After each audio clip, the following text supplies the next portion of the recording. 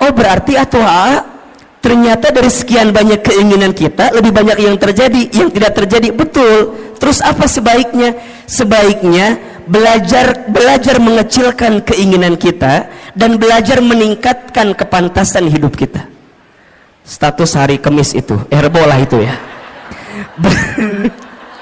Belajar menurunkan keinginan kita dan belajar meningkatkan kepantasan kita.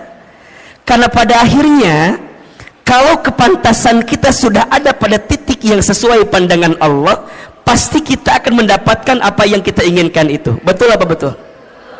Berarti, punten mohon maaf, kalau sekarang kita ditanya A, nah hanya aku teh pengennya A, jadinya B. Aku teh berharapnya begitu, jadinya begini. Oh boleh jadi bukan salah keinginanmu, tapi salah kepantasan dalam dirimu yang tidak sesuai dengan apa yang Allah inginkan. Betul apa betul? Nah apa kuncinya? Punten. Boleh jadi salah satu yang harus kita evaluasi adalah selama ini kita teh jarang ngikutin apa yang Allah mau. Kita mah suka ngotot, maunya sesuai dengan apa yang kita mau, ujungnya jadi capek. Betul? Maka bunda teh dalam hidup hanya mengerjakan apa yang jadi skenario Allah aja. So simpelnya, lakukan apa yang Allah cintai, tinggalkan apa yang Allah benci. Ini poin. Lakukan apa yang Allah cintai, tinggalkan apa yang Allah benci. Kalau bunda sudah belajar melakukan apa yang Allah cintai, maka Allah akan mencintai apa yang kita lakukan. Dan itu menjadi rumus kebaikan yang akan datang dalam kehidupan kita. So mulai hari ini, ketika berbuat kebaikan, fokusnya hanya ingin mendapatkan pahala dari siapa? Saat bunda berbuat kebaikan, hanya ingin mendapatkan penilaian dari siapa? Itulah namanya ridho Allah. Bunda sekarang jadi istri yang baik sama suami. Jangan terlalu berharap agar suami kita jadi tambah sayang sama kita. Karena kejadiannya banyak istri yang udah sayang sama suaminya, tapi suaminya nggak sayang sama istrinya. Ada atau tidak? Yang mana orangnya? Ini sedih gitu ada abi eta mah abi pisan eta mah. Nah bisa begitu ahilman, karena boleh jadi saat bunda sekarang berbuat baik sama rumah tangga kita, niatnya hanya ingin dinilai sama suami kita. Kalau itu yang terjadi, pasti kecewa. Tuh 2, 3. Betul? Jadi mulai sekarang atuh untuk apa? Aku teh jadi istri yang baik karena aku tahu Allah suka sama istri yang baik kepada suaminya. Betul? Kumaha carana ahilman? Simple. Kan bunda sudah pernah belajar banyak ya. Ada ciri istri yang baik itu setidaknya ada 4. Tolong catat ini. 1, istri yang baik itu adalah istri solehah yang ketika dipandang oleh suaminya membahagiakan hati suaminya. Makanya sekarang bunda harus berpenampilan terbaik di depan suaminya sendiri, bukan suami orang lain maksudnya gitu ya. Harus jadi lebih cantik, lebih baik di depan suaminya sendiri. Makanya kalau sekarang bunda misalnya mohon izin ya, ikutan senam, misalnya senam jumba. Bunda teh senam jumba, aduh belajar gitunya. Terus bunda teh bilang gini ke suami, ayah, apa? Bunda teh udah sebulan ikut senam jumba. Oh gitu? Senam jumba di mana? Di Cetuti. Tadi situ ada. Terus ada senam jumba Cetuti, ayah ya tadi dinya. Nah terus ditanya bunda teh, oh gitu. Terus kata bunda, coba ayah lihat. Ada sesuatu nggak dari bentuk bunda gitu, dari penampilan bunda. Tapi suami tuh ngomong gini doang ke bunda, oh bunda tuh senam, iya, asal nggak ada perubahan. Tah, kalau bunda senamnya untuk suami sakit atau tidak? Sakit. Tapi kalau bundanya ngerti, kalau berpenampilan cantik sehingga membahagiakan hati suami itu disukai oleh Allah, maka bagaimanapun caranya, suami muji, suami nggak muji, betul? Suami lihat, suami nggak lihat, nggak ada urusan. Dan karena buat aku mah ini pasti dapat pahala dari siapa? Jadi bunda nggak akan ngambek. Kamu mah ya ngongkosin enggak, nganterin enggak, minimal kamu tinggal hargain aku tuh capek. Kalau ibunya gitu, pusing apa enggak? Pusing, ujungnya senam teh bunda jadi stres sendiri. Stres, buat apa stres begitu? Ujungnya nggak dapat pahala apa-apa. Betul apa betul? Dua, apalagi istri yang baik itu istri yang ketika diperintah oleh suaminya taat kepada suaminya. Makanya bunda ingat ya, kalau suami kita minta sesuatu, bunda harus ingat, oh Allah sedang menyimpan surganya melalui suami kita. Makanya kalau bunda dipanggil, bunda nyamperin, iya ayah, iya sayang, bunda bikin kopi. Kadang-kadang bunda mah ambil gulanya, ambil kopinya, ambil airnya, nyiun sorangan, bikin sendiri. Jangan begitu bunda sayang. Kalau suami kita minta sama kita, berarti di situ Allah sedang menyiapkan pahala untuk kita. Betul? Ketika bunda bikin itu jangan sambil kesel, apalagi jangan sampai dicampur sama sianida. Jangan. Udah amni kepisan ka suami teh aku mah. Jangan. Bikin.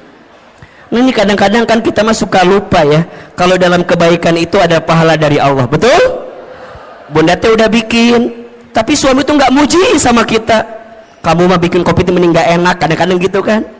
Ya ayah, maafin ya. Tadi teh bunda lagi kesel ke siapa? Ke kamu atau ke siapa lagi? Manya ke siapa lagi? Jangan begitu. Karena dari setiap kebaikan kita pasti dapat pahala dari siapa? Allah. Tiga, istri yang baik itu istri yang ketika diberi tidak menyelesihi suaminya. Tuh. Ketika diberi tidak menyelesihi suaminya. Bunda sayang, mulai hari ini belajar ya untuk selalu menerima apa yang suami berikan. Jangan ini mah dikasih ini kurang, dikasih ini kurang. Punten ya, kenapa kita selalu merasa kurang? Karena penyakitnya suka membandingkan dengan orang lain. Bunda teteh kalau mau bahagia ojo dibandingke, jangan dibanding-bandingkan. Setuju? Mulai hari ini kalau suami ngasih, bunda bilang terima kasih ayah, terima kasih sayang. Sok Ahilman mau tanya, hari ini sudah bilang terima kasih belum sama suaminya? Jangan berbohong. Sudah apa belum? Ya, sok ayeuna ku Ahilman dikasih waktu 1 menit, buka handphonenya, buka handphone, buka WA, kirim ke suaminya. Sok ku Ahilman dibantu.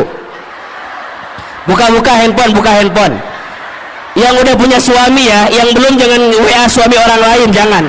Ini mah yang udah punya suami sendiri. Sok buka WA nak, buka WA. Ya penting ya. Buka. Sudah belum? Oke, sekarang masuk WA, kemudian cari kontak suami kita. Siapa namanya? Sok buka. Kalau namanya belum ganti. Sekarang ganti, suami soleh namanya. Suami soleh namanya. Siapa namanya? Sayang. Oke. Ibu siapa nama suaminya di WA? Harry. Jadi Harry eta mah lain. Jadi Harry. Ya. Bapak. Sok yang belum diganti. Tulis. Ya. WA-nya terima kasih. Tulis. Udah? Oke. Atas semua kebaikanmu. Dah. Terima kasih atas semua kebaikan. Tulis. Udah belum? Di bawahnya lagi, aku doakan atau mama doakan, saya doakan, terserah panggilannya apa. Semoga kamu, semoga ayah semakin disayang Allah. Terus, semoga kamu, semoga ayah, semoga bapak semakin disayang Allah. Udah belum? Kirim ayeuna, kirim. Lamun teu nyampe berarti nggak ada kuota eta mah. Tapi kirim heula. Udah, oke. Sekarang simpen HP-nya. Jangan ditungguin balasannya, jangan ditungguin balasannya. Udah, tutup.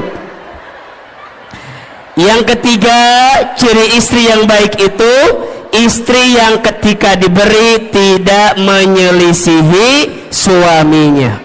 Dan yang keempat, istri yang baik itu istri yang ketika ditinggal mampu menjaga diri dan keluarganya. Ada berapa? 4. 1. Istri baik itu istri soleha yang ketika dipandang suaminya membahagiakan hati suaminya. Yang kedua, ketika diperintah taat kepada suaminya. Yang ketiga, ketika diberi tidak menyelisihi suaminya. Dan yang keempat, ketika ditinggal mampu menjaga diri dan keluarganya. Bunda kenapa melakukan itu? Karena Bunda tahu semua itu adalah sesuatu yang dicintai oleh Allah. Betul? Kalau Bunda melakukannya, pasti Bunda mendapatkan pahala dari siapa? Mulai hari ini saat kita berbuat baik, niatnya untuk mendapatkan ridhonya siapa? Allah. Bisa atau tidak? Kalau ini yang sudah kita pahami, insya Allah kita akan lebih tenang dalam menghadirkan kebaikan di hidup kita masing-masing, insya Allah. Baik Bunda, pagi ini kita akan belajar tentang penghalang rezeki rumah tangga. Oke. Baik. Sebelum kita membahas apa di antara penghalang rezeki rumah tangga, di sini ada dua kata yang harus kita definisikan terlebih dahulu. Yang pertama tentang rezeki, yang kedua tentang rumah tangga. Oke. Yang pertama, apa itu rezeki? Tulis. Rezeki itu segala sesuatu yang bisa dimanfaatkan dalam hidup yang diberikan oleh Allah Subhanahu wa ta'ala. Ulangi. Rezeki itu segala sesuatu yang bisa dimanfaatkan dalam hidup yang diberikan oleh Allah Subhanahu wa ta'ala. Berarti ada dua kata kunci yang harus Bunda Teteh sayang pahami tentang rezeki. Kata kunci pertama, rezeki itu adalah sesuatu yang bisa dimanfaatkan. Dan yang kedua, kata kuncinya, rezeki itu diberikan oleh siapa? Allah. Oke. Ada orang yang memahami rezeki itu sebatas harta atau materi. Padahal mohon maaf, harta, materi dengan rezeki itu beda. Apa bedanya AA? Kalau harta itu nih, sesuatu yang kita miliki dengan izin Allah. Kalau rezeki itu sesuatu yang kita manfaatkan. Tidak semua rezeki bentuknya harta, dan tidak semua harta jadi rezeki. Contoh, AA tinggal di Sentul. Di Sentul itu biasanya yang punya rumah tinggalnya nggak di Sentul, tinggalnya di Jakarta. Oke, rumah itu secara harta punya siapa? Punya orang yang tinggal di Jakarta. Tapi rizkinya ditempati oleh orang yang nungguin rumah, pembantunya. Hartanya punya siapa? Orang yang tinggal di Jakarta. Tapi rizkinya rizki siapa? Pembantunya. Jelas tidak? Jelas tidak? Jadi rizki itu bukan yang harus kita miliki. Kadang ada sesuatu yang tidak kita miliki tapi jadi rizki. Betul? Ahilman suami siapa?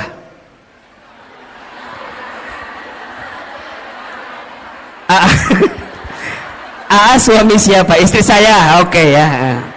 Secara harta berarti milik istri saya, betul? Tapi keberadaan Ahilman bisa jadi rezeki nggak buat ibu-ibu semua? Betul? Makanya cinta kadang tak harus memiliki. Benar. Status hari Kamis malam Jumat itu cocok gitu tuh. Bunda mungkin tidak memilikinya, tidak mendapatkannya, tapi bunda bisa mendapatkan manfaat dari apa yang ada di dalamnya. Rezeki. Hadirnya Ahilman dengan izin Allah jadi wasilah rezeki untuk bunda. Kenapa? Karena ada manfaat yang bisa kita dapatkan. Jelas kira-kira? Berarti rezeki itu jangan dibatasi dengan urusan harta. Karena ada orang yang mohon maaf, hartanya banyak tapi rezekinya sedikit. Ketika kapan? Ketika hartanya tidak mengantarkan ketenangan dalam hidupnya.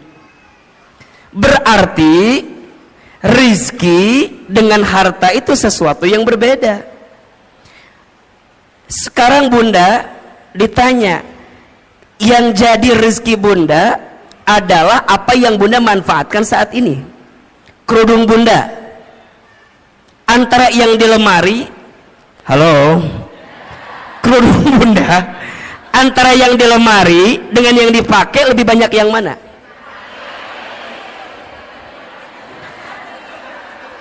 Nya udah pasti ya temannya hanya yang dipakai kan satunya. Tapi kalau kita lebih dalam lagi, menurut AA mah, ibu kalau lihat eta jilbab di lemari atau kerudung di lemari, biasanya nggak sampai 20 yang dipakai. Paling yang dipakai teh eta deui. Betul apa betul? Senin biru, Selasa hijau, Rebo merah, Kamis coklat, Jumat putih, dibolak-balik eta terus. Coba, ternyata kerudung kita tuh lebih banyak yang dipakai apa yang disimpan? Buat apa disimpan teh? Buat apa? Makanya ini nasihat dari guru saya, kata guru saya, kalau kamu punya harta atau punya sesuatu udah hampir 40 hari lebih nggak dipakai, keluarkan. Karena itu menghambat datangnya keberkahan rizki untuk kita. Rizki itu bunda kan harus terus berjalan ya, mengalir. Kalau bunda punya baju, misalnya punya kerudung, kata guru saya, kalau udah 40 hari nggak dipakai, segera keluarkan. Karena boleh jadi itu menghambat datangnya keberkahan rezeki untuk kita. Makanya bunda pernah nggak begini? Bunda teh beli ini, bunda teh ke mall, di mall teh ada kerudung bagus. Bunda saya bilang gini, kayaknya bagus deh itu jilbab gitu. Bunda teh beli aja. Sampai ke rumah aku pernah dicobain. Tapi pas nyobain teh asa biasanya. Jangan salahkan kerudungnya, salahkan wajah kita, barangkali memang ada masalah. Tapi sebenarnya kalau mau lebih dalam itu tentang rasa syukur. Jadi bunda tuh nggak nikmatin yang ada. Kenapa? Karena terhambat dengan apa yang bunda hari ini tidak keluarkan. Maka hati-hati, keberkahan rizki itu lebih penting daripada banyaknya rezeki. Ibu pernah nggak makan di satu tempat, abis makan teh pulang weh, di jalan teh bunda gini ngedemul, tahu gini mah nggak makan di situ, udah mah harganya mahal, mana rasanya enggak. Pernah nggak begitu? Pernah nggak? Mulai hari ini perbaiki, jangan berkata buruk untuk sesuatu yang pernah masuk ke perut kita. Kenapa? Keberkahan rizkinya hilang. Apalagi kalau bunda tambah bikin status lagi, jangan makan di sini, udah mahal, nggak enak. Ya teman dobel dosana teh. Ke rumah kita nggak bersyukur, ngahina, kemudian nyebarin ke orang lain. Terus gimana? Belajar memahami rezeki lebih luas. Makanya bunda perhatikan, doa mau makan apa kalimatnya? Allahumma barik fima rozaqtana wa qina adzab. Sebenarnya ini doa tidak harus ketika mau makan aja. Ketika bunda mendapatkan rezeki, doanya itu Allahumma barik lana fima rozaqtana wa qina.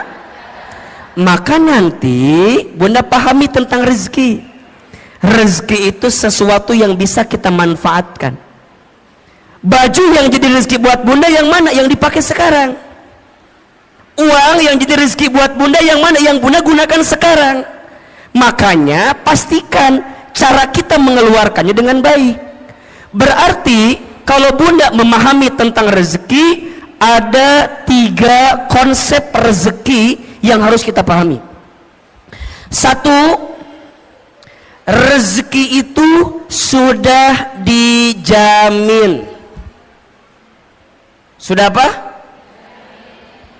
Keterangannya di Quran surat Hud surat ke-6 surat ke-11 ayat 6.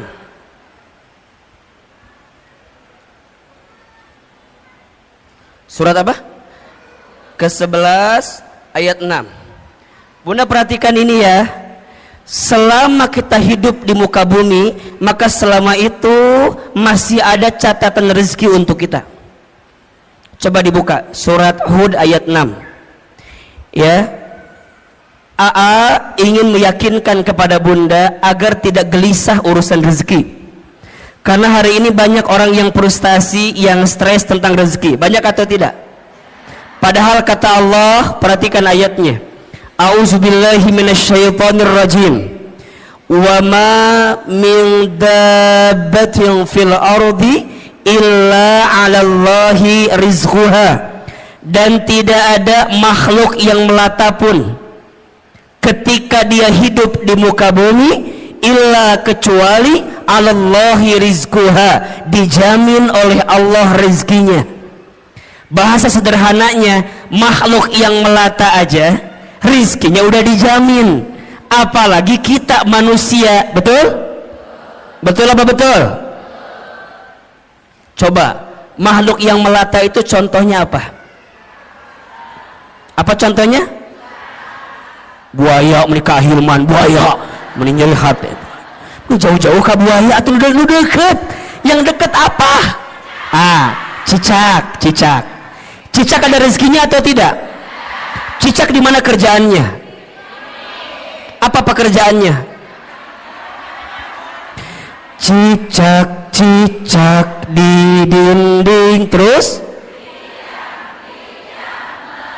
Oke, kita jelaskan. Cicak di mana kerjaannya? Dinding.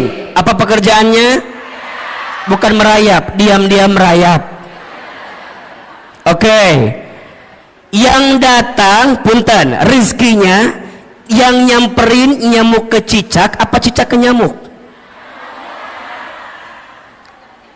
Kenapa Anda begitu yakin? Apakah Anda keluarga cicak begitu yakin begitu? Coba Ahilman mau tanya, tolong jawab. Angkat tangan siapa yang jawab nyamuk nyamperin cicak.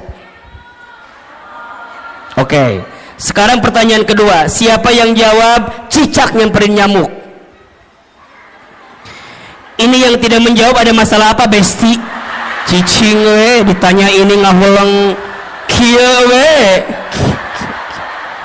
Nggak punya pendirian Anda itu. Tolong Anda yang mana pilihannya Anda ini ya Allah. Oh, Ahilman mah tahu. Yang tidak menjawab pasti pilihannya ketiga. Apa? Cicak dan nyamuk sama-sama bergerak. Betul nggak? Datang seekor terus jadi dua-duanya bergerak atau tidak? Nyamuk terbang dapat dengan cicak. Cicak diam atau bergerak? Mana gerakannya? Oh, tahap. Hap. Oke, pertanyaan selanjutnya, Bunda pernah tahu nggak berapa kali cicak harus hap untuk mendapatkan satu nyamuk? Sebentar, keluarga cicak dari Cibubur apa jawabannya? Silakan. Ini begitu yakin dengan 2, 3. Bunda tolong ingat ya, ternyata cicak itu untuk mendapatkan satu nyamuk bukan satu kali hap. Menurut penelitian butuh beberapa kali hap, bahkan sampai 80 kali hap untuk mendapatkan satu. Pertanyaannya, apa yang membuat cicak istiqomah? Apa yang membuat cicak bisa konsisten untuk hap walaupun nggak dapat nyamuknya? Kenapa? Karena cicak yakin rizki udah dijamin sama siapa? Cicak aja ya, maknya kita enggak. Jadi kalau suami ibu bilang gini, Bunda, ayah mah udah hopeless hidup teh, udah enggak ada peluang rizki. Bunda jawab, cicak aja yakin, masa bapak enggak? Gitu. Ibu ingat ya, suami itu kalau kehilangan pekerjaan biasa, asalkan jangan kehilangan harga dirinya. Maksud Ahilman apa? Kalau suami ibu ada yang dirumahkan, di PHK, ibu teh kudu nguatin suami ibu. Ayah tenang, ayah mah hebat, ayah mah keren, ayah mah luar biasa. Tapi nah ayah teh dipecat atuh, ayah teh mikir atuh. Jangan, yang lainnya itu mah jangan. Yang pertama tadi benar tuh, ayah mah hebat, ayah mah yakin Bunda mah ya, kalau perusahaan ini mecat ayah mah aku mah yakin ayah pasti diterima di perusahaan lain. Ayah tenang, kalaupun perusahaan meninggalkanmu, aku tidak akan pernah meninggalkanmu. Gitu. Itu istri yang baik. Ini mah suami bilang, Bun, aku dipecat. Apa. Coba gimana ulang. Jangan Bunda. Nah Bunda kudu kuatin. Ayah sok dibuka surat Hud ayat 6. Dibuka, dengerin, aku mau ceramah, dengerin. Kata suami, aku nggak butuh penceramah di rumah ini ya. Tapi maksud saya, Bunda kudu yakin, ayah kudu yakin, selama kita hidup rezeki itu pasti masih ada, betul? Bahkan kata Nabi, seseorang tidak akan diwafatkan oleh Allah sebelum habis jatah rezekinya. Inna ahadakum lan yamuta hatta yastakmila rizqahu. Seseorang tidak akan diwafatkan oleh Allah sebelum habis jatah rezekinya. Berarti kalau ditanya, kalau sampai detik ini kita masih bisa bernafas, masih bisa membuka mata, masih bisa bergerak, berarti di saat yang bersamaan masih ada rezeki yang Allah berikan untuk kita. Setuju? Maka mulai hari ini jangan khawatirkan rezekimu, karena rezeki sudah tertakar, tak mungkin tertukar. Status hari Jumat itu. Yang kedua, rezeki itu harus diusahakan. Harus apa? Jadi nggak bisa diam-diam aja, kudu dijemput. Kenapa nyebutnya dijemput bukan dicari? Karena dijemput dengan dicari beda. Kalau dicari itu belum tentu ada, kalau dijemput pasti ada, betul?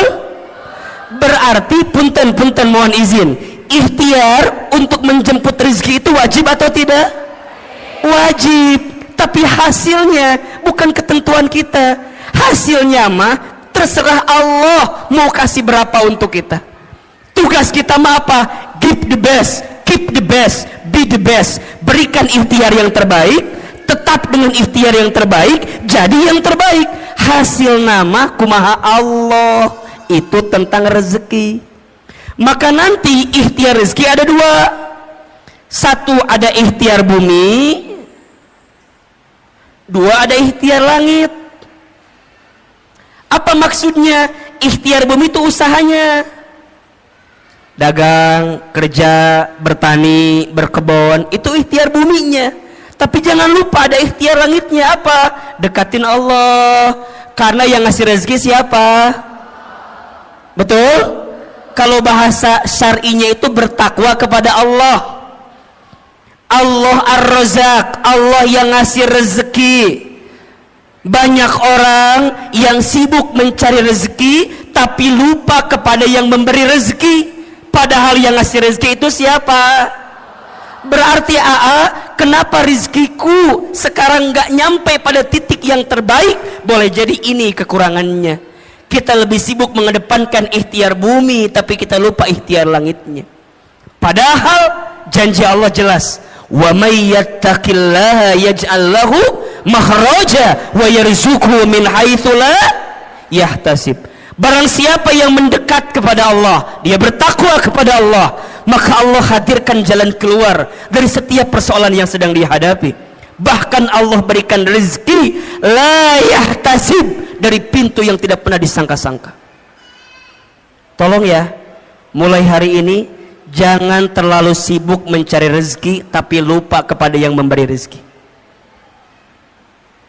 Dan yang ketiga, rezeki itu berarti harus apa? Harus disyukuri. Nah, kalau sudah begini, nanti Bunda akan memahami rezeki Allah itu luas dan banyak. Betul apa betul? Hari ini Bunda sehat rezeki atau bukan? Hari ini Bunda bisa taklim rezeki atau bukan? Hari ini Bunda punya rumah tangga rezeki atau bukan? Hari ini Bunda punya sahabat yang menguatkan rezeki atau bukan? Punya suami yang masih bersama dengan kita rezeki atau bukan? Bunda punya majelis taklim yang Masya Allah kegiatannya banyak rezeki atau bukan? Bunda masih bisa membuka mata rezeki atau bukan? Bisa bernafas rezeki atau bukan? Bunda pernah mikir nggak, kalau Bunda nggak bisa nafas gimana? Matilah pasti itu mak. Hidung, nikmat hidung itu luar biasa Bunda. Kebayang nggak kalau Bunda hidungnya nggak bisa mencium? Naon iya teh cenak itu. Makanya sekarang mah kalau Bunda punten mohon izin ya, kalau ada teman kita yang apa, misalnya mohon izin ya, yang buang angin, jangan ngeluh dan jangan mencari-cari siapa yang kentut, nggak usah.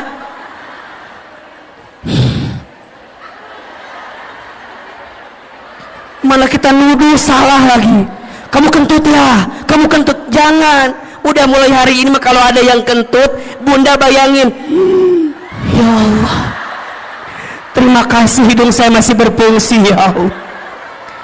Gimana kalau dicabut ini fungsi hidung? Bunda nggak bisa.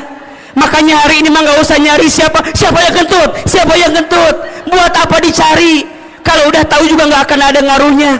Tetap udah masuk ke hidung kita. Udah. Sok buat apa dicari? Kamu buat apa? Emang kalau ketahuan dia kentut hilang gitu baunya? Enggak. Nggak ada kesel. Udah. Sekarang mah ya Allah, begitu nikmat yang kau berikan ya Allah. Ini rezeki ya Allah, kan belum tentu aku mendapatkan yang seperti ini ya. Ini rezeki. Berarti rezeki dengan gaji sama atau beda?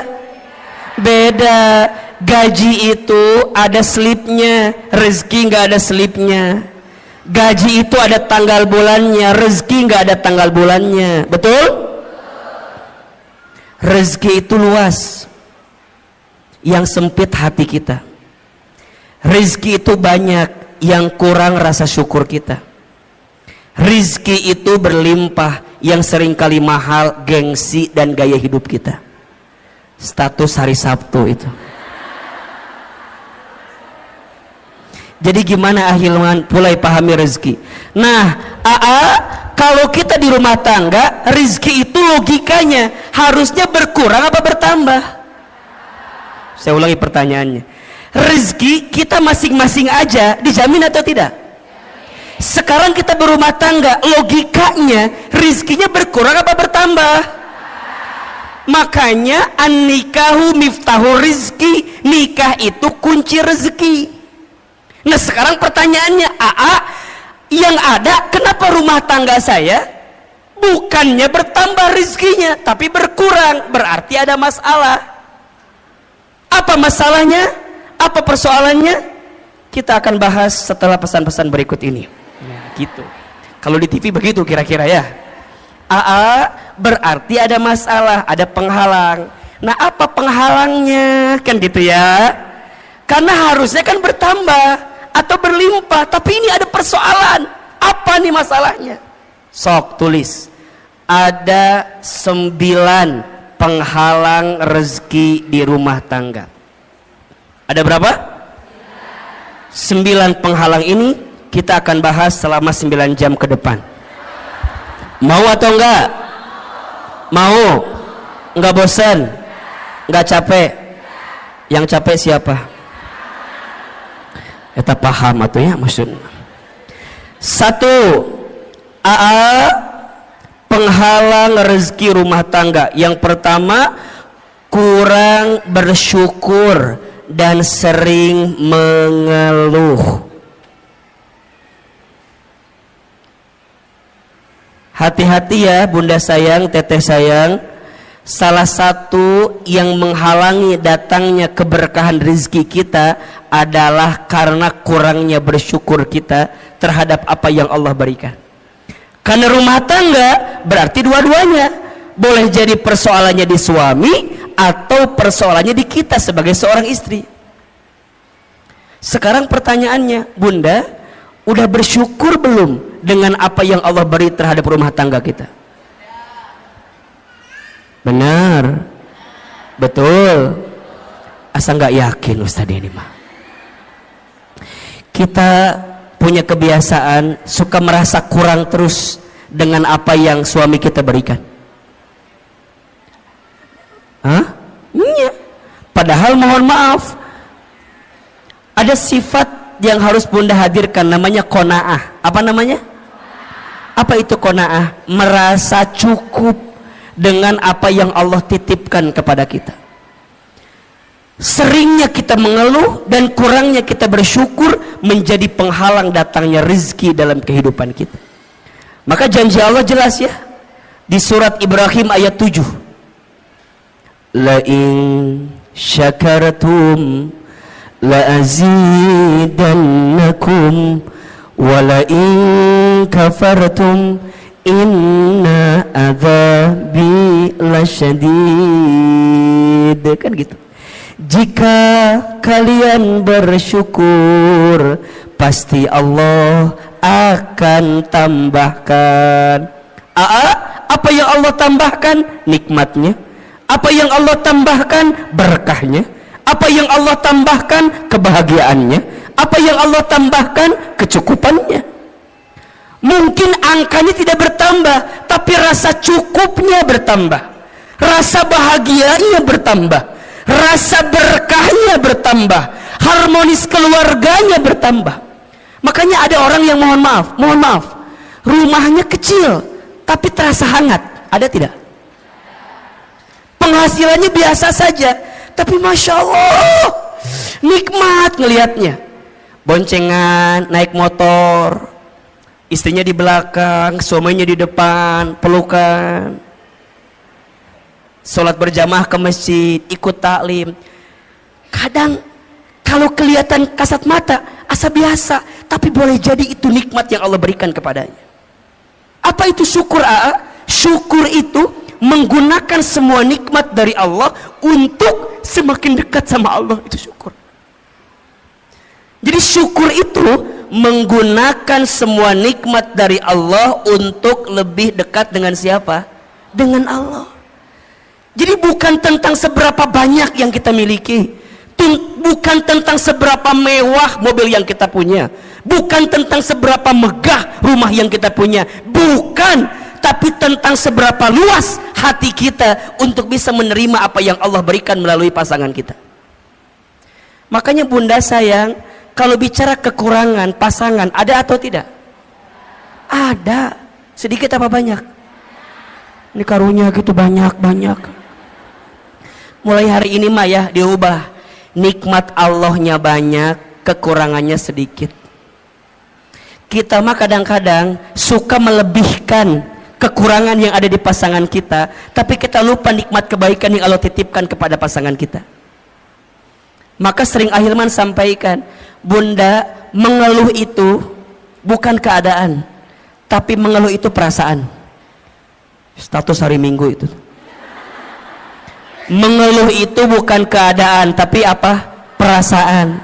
Kayak miskin itu kalau kata Aama bukan keadaan, tapi perasaan. Ada orang yang kaya tapi hatinya miskin, ada tidak? Ada orang yang mungkin keadaannya kelihatan miskin tapi hatinya kaya, ada atau tidak? Berarti kaya miskin itu pilihan, tergantung cara pandang kita memahami kehidupan. Bunda, kalau Ahilman tanya begini, bunda tolong tuliskan 5 kelebihan suami, pasti bunda mikir apa ya? Apa ya? Nggak ada apa. Tapi kalau AA ganti pertanyaannya, bunda tuliskan 5 kekurangan suami, pasti bunda nawar, boleh nggak 10 aja? Sok tanpa disadari begitu. Makanya hati-hati, penghalang datangnya rezeki di rumah tangga kita karena apa?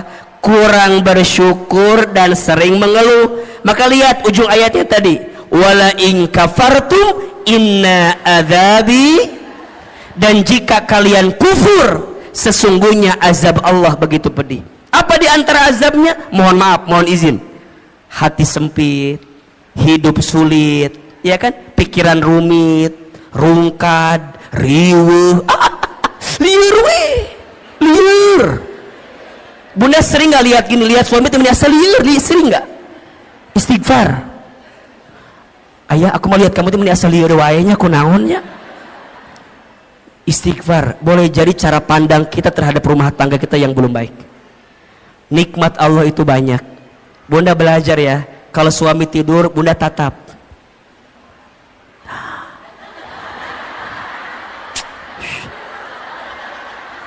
Kalau suami lagi tidur bunda tatap. Ya Allah, itu suami aku, laki-laki yang paling baik dalam hidupnya. Dia berkorban, berangkat pagi, pulang malam buat nyari nafkah buat aku. Bunda datengin, usapin kepalanya, bisikin telinganya, la ilaha illallah.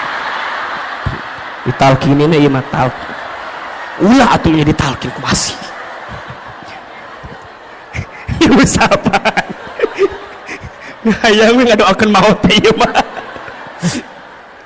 Jadi masya Allah bunda, belajar bersyukur bunda, belajar mulai dengan terima kasih. Tadi Ahilman bilang, di rumah tangga tuh biasain bunda, kalau pagi-pagi saya bilang terima kasih, kalau malam saya bilang mohon maaf. Itu nikmatnya luar biasa. Awalnya kaget, naon makasih makasih, makasih awalnya gitu tuh awalnya, tapi lama-lama ternyata kalimat terima kasih itu bunda, itu mengundang rezekinya dari Allah. Dan saya sangat yakin suami yang membahagiakan istrinya dengan izin Allah, Allah bahagiakan kehidupannya. Dan juga saya yakin kalau istri bisa jadi sumber kebahagiaan bagi suami, maka suami karir dunianya Allah izinkan dengan kebaikan. Makanya bunda, jangan jadi sumber masalah bagi suami kita. Karena setelah Ahilman survei dan ditanya kepada para suami, ayah, masalah apa yang paling berat buat anda? Semua sepakat, istri saya, Ustaz. Makanya Ustadz mah punten bunda ya, saya di handphone saya fotonya istri saya. Kenapa coba? Ini jadi patokan. Kalau di luar saya punya masalah, saya lihat foto istri saya aja. Seberat apapun masalah saya di luar, nggak ada yang lebih berat dibanding masalah saya ini. Makanya bunda jangan kegeeran ya kalau suami ada foto bunda, ya itu patokan. Berarti bersyukur, ya Allah, nuhun ya Allah, makasih ya Allah, engkau nitipin istri yang begini, engkau nitipin suami yang begitu. Kenapa? Karena ada pahala kebaikan dari Allah. Ada atau tidak? Sok, bunda pengen suami yang kayak gimana? Kalau minta mah pengennya begini. Mual ayah. Pengen yang sempurna. Bunda pengen yang sempurna. Kita sempurna atau tidak? Mau nggak punya suami kayak Rasulullah? Ngaca atau ngaca? Ngejawab teh mau wae. Kita udah kayak Siti Khadijah belum? Udah kayak Siti Aisyah belum? Mikir atau mikir teh. Dari kahayang mah ayah, hayang sama, kita juga mau. Makanya mohon maaf, sering Ahilman sampaikan, rumah tangga yang baik itu bukan yang sempurna, tapi yang bisa saling menyempurnakan. Status hari Senin itu tuh cocok tuh. Pasangan yang baik itu bukan yang sempurna, tapi yang bisa saling menyempurnakan. Saya sama istri saya, Masya Allah bunda, beda banget. Beda. Saya seneng ngobrol, istri saya, ya Allah, pendiam. Istri saya mah kalau nggak ditanya nggak jawab. Jempewe, cicing, jempling. Sama kan, sama. Saya orangnya boros. Saya mah seneng belanja teh. Pokoknya ngasih teh senang. Istri saya enggak. Beliau mah jarang diajak ke mall tuh nggak mau. Di rumah ada kiriman si cepat, JNE, JNT, WA kiriman, ayah. Iya. Saya kalau ada uang keluar cepat. Istri saya kalau uang udah masuk ke dia susah keluarnya. Dan kalau bunda tahu ya, yang pinter nyari uang tuh bukan saya, tapi istri saya. Istri saya mah tahu aja uang teh di mana. Di saku ada, ketemu sama dia. Di lemari ketemu sama dia. Di dompet ketemu. Di ATM tahu. Berarti yang pintar nyari uang bukan saya, tapi istri saya. Apakah sama dengan yang ada sama dengan yang sini? Sama. Wahai suami, bersabarlah dengan keadaan itu. Karena itulah nikmat dari Allah. Udah mulai hari ini mah belajar perbanyak bersyukur, kurangi mengeluh, betul? Mengeluh itu tidak akan menyelesaikan masalah. Justru mengeluh itu menambah masalah. Insya mulai hari dengan alhamdulillah, terima kasih ya Allah, itu akan mengundang rezeki untuk kita. Yang kedua, penghalang rezeki yang kedua adalah kurang bertakwa kepada Allah. Kurang apa? Kurang bertakwa kepada Allah. Maksudnya apa, Hilman? Boleh jadi ada orientasi rumah tangga kita bukan untuk menghadirkan ketakwaan. Maka kalau Ustadz ditanya, buat apa kita berumah tangga? Jawabannya untuk bisa semakin dekat dengan Allah. Maka lihat surat Ar-Rum ayat 21 yang menjadi ayat fundamental dalam pernikahan. Wa min ayatihi an khalaqalakum min anfusikum azwajan litaskunu ilaiha wa ja'ala bainakum mawaddatan wa rahmah inna fi dzalika laayatin liqaumin yatafakkarun. Lihat kalimat awalnya, wa min ayatihi, dan di antara tanda-tanda kekuasaan Allah. Berarti apa yang Allah inginkan dalam rumah tangga? Jawabannya, Allah ingin ketika engkau bersama di rumah tangga, engkau semakin dekat dan taat kepada Allah subhanahu wa ta'ala. Berarti sekarang, kenapa rumah tangga kami tidak mendapatkan kebahagiaan yang diinginkan? Boleh jadi karena ada orientasi yang belum tepat dari apa yang kita hadirkan. Rumah tangga itu bukan hanya menyatukan dua hati yang saling mencintai di dunia, tapi rumah tangga itu menyatukan dua hati yang saling mengisi dan mengerti untuk bisa dekat dengan Allah subhanahu wa ta'ala. Itu rumah tangga. Berarti sekarang coba dicek, kalau ada penghalang di rezeki di rumah tangga, mungkin tujuan rumah tangga kita belum tepat. Tujuan rumah tangga itu untuk lebih dekat dan taat sama Allah.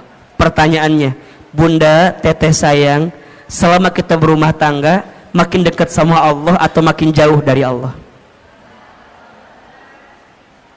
Halo? Halo? Selama kita berumah tangga, makin dekat sama Allah atau masih makin jauh dari Allah? Cek suami kita, cek keluarga kita, cek diri kita. Kan harusnya rumah tangga menjadi jembatan atau tangga berharga untuk mendekatkan diri kita dengan siapa? Allah subhanahu wa ta'ala. Maka hati-hati, kenapa rezeki boleh jadi terhalang di rumah tangga kita? Karena kurang bertakwa kepada Allah subhanahu wa ta'ala. Yang ketiga, kenapa Ahilman? Apa penghalangnya? Masuk prakteknya. Karena lalai dalam sholat. Lalai dalam sholat. Coba dibuka surat Toha ayat 132. Surat apa? Toha ayat berapa? 132. Surat Toha ayat 132. Ternyata Bunda, Teteh sayang, sholat itu bisa jadi indikator kebaikan rezeki datang di kehidupan kita. Sudah dibuka? Surat Toha surat ke-20 ayat 132. A'udzubillahi minasyaitonirrajim. Wa'mur ahlaka bis sholat, dan perintahkanlah keluargamu untuk sholat. Betul? Wastabir ilaiha wastabir alaiha, dan bersabar-sabarlah dalam menunaikan sholat itu. Lihat, kalau sholatnya udah baik, kalau sholatnya sudah terjaga, la nas'aluka rizqan, jangan pernah bertanya tentang rezeki. Betul? Nahnu narzuquka, kami yang akan menjamin rezekimu. Wal akibatul littaqwa, dan itu semua akibat ketakwaanmu. Ada nggak ayatnya? Ada nggak? Kenapa di situ sholat dihubungkan dengan rezeki? Boleh jadi jawabannya karena sholat itu pula lah yang kemudian bisa menjadi bagian yang bisa mempercepat datangnya rezeki untuk kita. Makanya sekarang kalau Bunda ingin tanya, gimana agar rezeki kami lebih baik dalam hidup? Perbaiki sholat. Perbaiki sholatmu, maka Allah perbaiki hidupmu. Jaga sholatmu, maka Allah akan jaga hidupmu. Rapihin betul sholatmu, maka Allah pasti rapihin rezekimu. Karena kalau itu yang sering meleset dalam hidup kita, mohon maaf, kalau sholatnya udah berantakan, maka hidupnya pun berantakan. Kalau sholatnya udah nggak karuan, maka boleh jadi nggak karuan juga lah kehidupan kita. Makanya rumah tangga itu kalau mau dilihat ya, saya sering nanya gini, suami aku begini. Saya satu pertanyaannya, masih sholat atau tidak? Masih sholat atau tidak? Kalau masih sholat dan sholatnya memang sholat gitu ya, masih ada harapan untuk memperbaiki rumah tangga kita. Tapi kalau sholatnya udah nggak karu-karuan, mohon maaf, sholat aja ditinggalkan, apalagi kamu, apalagi kita, kira-kira begitu. Sholat aja tiangnya agama, betul? As-sholatu imaduddin, sholat itu tiangnya agama. Faman aqamaha faqad aqamaddin, wa man tarakaha faqad hadamaddin. Barang siapa yang tegak sholatnya, tegak agamanya. Barang siapa yang rusak sholatnya, rusak agamanya. Ini yang paling menarik, ada analogi begini. Bunda bayangkan inilah, rukun Islam kan ada 5 ya. Jadi kalau diibaratkan kan syahadat, sholat, zakat, puasa, haji gitu. Ibaratnya kalau misalnya, mohon maaf ya, haji kita belum mampu, oke, slip 1. Puasa barangkali kita belum sempurna, slip 2. Zakat mungkin hartanya belum masuk nisab dan haulnya, slip 3. Sekarang kalau nggak sholat, apa yang terjadi? Jatuh kan? Makanya sholat itu kenapa jadi tiang agama? Inna awwala ma yuhasabu bihil abdu yaumal qiyamah as-sholat. Sesungguhnya perkara pertama yang akan ditanya di hari kiamat adalah sholat. Jika sholatnya baik, baik seluruhnya. Jika sholatnya rusak, maka rusak seluruhnya. Maka pesan Ahilman, jaga sholat kita. Jadi kalau bunda WA suami ya, tanya, ayah jangan lupa sholat ya, ayah udah sholat apa belum? Itu Masya Allah, itu romantis tuh, itu romantis, romantis, romantis. Jadi kalau bunda tanya, gimana caranya romantis suami istri? Saat suami istri mengingatkan sholatnya masing-masing. Bunda sering gak di WA gitu sama suaminya? Ngawulang kan? Jarang kan? Bunda mah diingetin sholatnya sama muazin aja di Masjid Darussalam Kota Wisata. Sama, makanya di handphone kudu ada waktu sholat, diingetin. Yang wajib udah pasti. Kalau mau tambah lebih cepat, yang sunnah. Guru saya mengingatkan ada 3 sholat sunnah, kalau bisa jaga betul ini. Yang pertama sholat sunnah tahajud. Yang kedua sholat sunnah 2 rakaat sebelum subuh. Yang ketiga sholat duha di pagi hari. Lihat keistimewaannya. Sholat tahajud, sholat yang akan mengantarkan kemuliaan dalam hidup kita. Sholat tahajud, sholat mengantarkan kemuliaan. Makin terjaga tahajudnya, dengan izin Allah, Allah muliakan hidupnya. Keterangannya surat Al-Isra ayat 79. Wa minal laili fatahajjad bihi nafilatan lak asa yab'asaka rabbuka maqaman mahmuda. Dan di sebagian malam dirikanlah sholat tahajud sebagai tambahan untuk dirimu, niscaya Allah akan angkat derajatmu maqaman mahmuda, ke tempat yang terpuji. Yang kedua, sholat sunnah 2 rakaat sebelum subuh lebih baik daripada dunia beserta. Bukankah yang kita cari selama ini dunia? Ternyata ada sesuatu yang bisa mendekatkan kita dengan dunia. Apa? Sholat sunnah 2 rakaat sebelum subuh. Dan yang ketiga, sholat duha di pagi hari. Barang siapa yang tidak tertinggal 4 rakaat minimal sholat duha di pagi hari, 2 rakaat, maka Allah cukupkan kebutuhannya. Berarti yang ketiga, apa yang menjadi penghalang rezeki di rumah tangga? Karena lalai dalam sholat. 4, penghalang rezeki di rumah tangga karena jarang baca Al-Quran, jarang membaca Al-Quran. Nawwiru manazilakum bis salati wa qiraatil Quran. Terangilah rumahmu dengan salat dan bacaan Al-Quran. Maka bunda teteh sayang, belajar menghadirkan Al-Quran di rumah kita.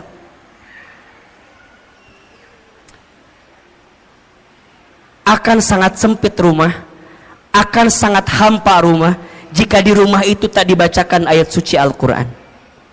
Karena ternyata, mohon izin, mohon maaf, apapun yang dekat dengan Al-Quran maka Allah muliakan hidupnya. Coba bunda lihat, bulan yang menjadi bulan diturunkannya Al-Quran, maka menjadi bulan yang paling mulia. Apa namanya? Ramadan. Malam yang menjadi malam diturunkannya Al-Quran, maka menjadi malam yang paling mulia, bahkan lebih mulia daripada 1000 bulan. Apa namanya? Lailatul Qadar. Manusia yang kepadanya diberikan wahyu Al-Quran, maka menjadi manusia yang paling mulia. Siapa namanya? Nabi Muhammad SAW. Kota yang menjadi tempat diturunkannya Al-Quran, maka menjadi kota yang paling mulia di dunia. Apa namanya? Mekah dan Madinah.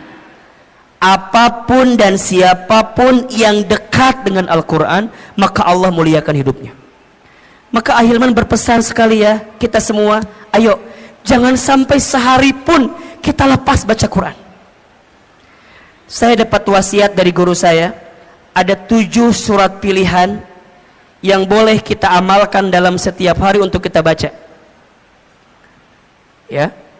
Yang pertama surat Ar-Rahman. Yang kedua surat Al-Waqi'ah. Yang ketiga surat Al-Muluk. Yang keempat surat Al-Jin. Yang kelima surat Al-Insyirah. Yang keenam surat Al-Ikhlas. Yang ketujuh jika hari Jumat surat Al-Kahfi. Jika hari biasa surat Al-Baqarah 5 ayat pertama, ayat 255 ayat kursi, dan 3 ayat terakhir. Al-Baqarah 5 ayat pertama, tengah-tengah 255 ayat kursi, 3 ayat terakhir Al-Baqarah. 7 surat ini dengan izin Allah semoga kita jadi wasilah kebaikan itu. Ya. Surat Ar-Rahman agar kita berharap Allah menyayangi kita dan kita disayangi oleh hambanya Allah di muka bumi ini. Surat Al-Muluk, surat Al-Waqi'ah agar Allah mudahkan rezeki kita dengan izin Allah. Surat Al-Muluk agar Allah menjaga kehidupan kita, mengantarkan kemuliaan kita, termasuk menjaga dari siksa kubur. Makanya bunda izin ya, jangan tidur dulu ketika waktu malam sebelum baca Al-Muluk. Hanya 30 ayat kan. Jadi kalau bisa dari maghrib ke isya, bunda maksimalkan baca Al-Muluk. Semoga dengan baca Quran ini kelak kita diselamatkan oleh Allah Subhanahu wa taala. Surat Al-Jin agar kita dijaga dari godaan jin. Surat Al-Insyirah agar kita diberikan kemudahan setelah kesulitan. Surat Al-Ikhlas agar kita diberikan hati yang penuh keikhlasan. Dan surat Al-Kahfi agar kita diberikan cahaya di antara 2 Jumat yang sedang kita jalani. Termasuk ayat kursi agar kita dijaga oleh Allah Subhanahu wa taala. Maka yang keempat, penghalang rezeki di rumah tangga itu karena jarang baca Al-Quran. Yang kelima, penghalang rezeki di rumah tangga itu karena lupa bersedekah. Lupa atau jarang bersedekah. Bunda teteh sayang, mana kosot sodakotun min mal, tidak akan pernah berkurang harta yang disedekahkan. Justru yang terjadi kalau kita sedekah makin ditambah. Tapi kalau kita seret menyimpan dari apa yang harus dikeluarkan, maka mohon maaf, boleh jadi itu yang menghambat datangnya rezeki dalam kehidupan kita. Maka ada filosofi hidup namanya terima kasih. Terima kasih, terima kasih. Apa artinya Ahilman? Seberapa banyak yang ingin kita terima tergantung yang kita kasih. Oke, nomor berapa ini? Nomor berapa? Nomor 6. Karena makan harta haram, mengambil harta haram, ternyata mohon maaf, harta yang kita dapatkan itu harus dipastikan kehalalannya. Karena harta yang tidak halal tidak akan pernah tumbuh daging dari harta yang tidak halal. Doa nggak dikabulkan oleh Allah kalau masih ada harta yang tidak halal. Keberkahan dijauhkan oleh Allah ketika masih ada harta yang tidak halal. Maka bunda pastikan, selain bertanya ke suami tentang berapa penghasilannya, tapi tanyakan dari mana penghasilannya. Itu penting. Itu penting. Kenapa? Karena suami kita mencari nafkah, kasih kepada keluarga, nanti jadi masakan untuk kita. Kalau hartanya tidak halal, maka tidak akan mengantarkan kebaikan untuk kita. Maka yang keenam, kenapa rezeki tidak kunjung datang atau tidak jadi kebaikan yang segera datang kehidupan kita? Karena makan harta haram. Yang